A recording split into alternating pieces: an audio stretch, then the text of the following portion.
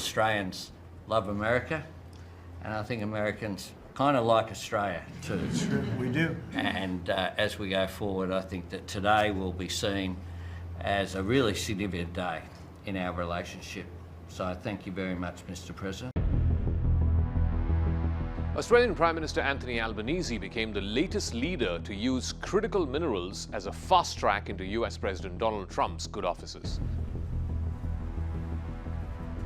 Albanese was hosted at the White House this week by Trump, and they both signed a landmark rare earths deal during his visit to Washington. This deal will give the United States greater access to Australia's critical minerals reserve. As part of the deal, the two countries will jointly invest about $3 billion in critical mineral projects over the next 6 months. Their hope is to unearth minerals worth to be estimated $50 billion, according to a statement put out by the White House. The Pentagon will also invest in an advanced refinery in Western Australia to mine the mineral gallium. Now, in positioning Australia as a reliable supplier of rare earth minerals, Albanese is trying to give Trump options outside of China. Albanese was using this to gain leverage in the ongoing trade talks as well as a defense partnership. But his attempt was also to remind Trump of the value of close allies like Australia in countering China's influence and China's stranglehold on the world's rare earths. We are discussing critical minerals and rare earths, and we're going to be signing an agreement that's been negotiated over a period of 4 or 5 months. And it was sort of good timing that we got it done just in time for the visit. And we worked together very much on rare earths, critical minerals, and lots of other things. And we've had a very good relationship. We've been working on that for quite a while. In about a year from now, we'll have so much critical mineral and rare earths that you won't know what to do with them. They'll be worth about $2. But in the meantime, we're working with Australia and other countries. They're working with us too, but other countries also on that. But we're really working on anything having to do with military protection, military ships, vehicles, guns, ammunition, everything, the whole thing. Rare earth metals, which are predominantly mined and processed in China, are vital to a wide array of modern industries. They're essential in everything from semiconductors to electric cars, fighter jets, and submarines. But the cost and the environmental degradation of mining and processing rare earths has made it challenging for other countries to gain a foothold. And that is where Australia scores. Australia has figured in previous instances of China exerting its hold over the rare earth industry. Back in 2010, Beijing cut off supplies to Japan over a territorial dispute. Tokyo, in turn, invested heavily in an Australian mining company to secure an alternative source and reduce its dependence on Chinese supply. That was a timely lesson for Australia as well as other countries in the region. In seeking to help the United States deal with China's chokehold on rare earths, Australia pressed on other points of contention: a renewed commitment to a nuclear submarine pact known as AUKUS, relief from a 50% tariff on steel and aluminum exports, both of which Australia exports heavily, and also leeway from Trump's demand to increase defense spending. Australia's primary geopolitical dilemma is this: it has a very close defense partnership with the United States, and at the same time, it has massive economic reliance on China, which accounts for 1/3 of Australia's exports.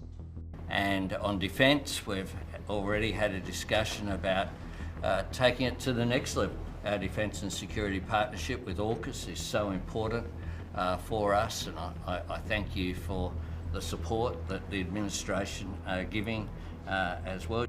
Not surprisingly, Trump appeared to commit on the nuclear submarine pact known as AUKUS. The administration had raised doubts over the future of this deal back in June when the Pentagon announced that it was reviewing the agreement. Australia sees the acquisition of nuclear submarines as crucial to its national security as China has appeared more aggressive in this region. AUKUS would help Australia get access to nuclear submarine technology from America and Britain, which could be a game changer in the contested waters of the South China Sea. Critical minerals and rare earths have underpinned several of Trump's foreign policy moves in his second term, whether it is negotiating peace deals, whether it is issuing tariff threats, and it's easy to see why. The rare earths, which are about 17 critical minerals, are indispensable raw materials in many advanced military technologies, including missiles and fighter jets. The problem is that China accounts for the vast majority of rare earths and critical mineral production. It's a stranglehold that China has been increasingly willing to weaponize in its trade negotiations with America. President Trump and President Xi Jinping, China's top leader, are expected to meet soon for talks that are likely to include many of their trade disputes. China restricted rare earth exports to the United States first time in April in response to Trump's tariffs. And now again, earlier this month in October, Beijing restricted the exports of rare earth magnets to Europe while demanding relief from European tariffs on electric cars that are exported from China. Earlier this month, the Chinese Commerce Ministry introduced strict new foreign rules where foreign companies have to intimate and take the permission of the Chinese government even if 0.1% of any of their products contain rare earths that are mined or processed in China.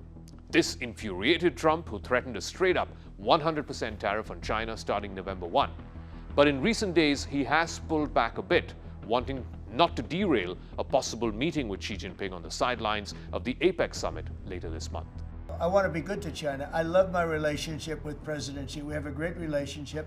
I believe after we leave South Korea, we'll be there together. We thought that would be a good place to meet. And we're going to be meeting. I'll be in Malaysia, I'll be in Japan, I'll be in a couple of others. We'll be sort of doing a little bit of a tour. I've been invited to go to China, and I'll be doing that sometime fairly early next year. But China is not letting up. Chinese government inspectors this summer ordered all their factories in the rare earth industry not to transfer any manufacturing equipment out of the country. Many rare earth industry technicians in China have been asked to surrender their passports to prevent them from leaving the country. For the past one whole year, China has been gathering information on how companies around the world use rare earths. Since last October, Chinese exporters have also been asked to provide with detailed tracings of how shipments are used in Western supply chains. The United States has been aware of its vulnerability on rare earth metals since 2010, when China imposed a 2-month embargo on rare earth exports to Japan. But progress on developing alternatives has been slow. The importance and power of China's control over rare earths and its global supply chains have intensified in recent years. America needs to catch up, and it needs to catch up fast.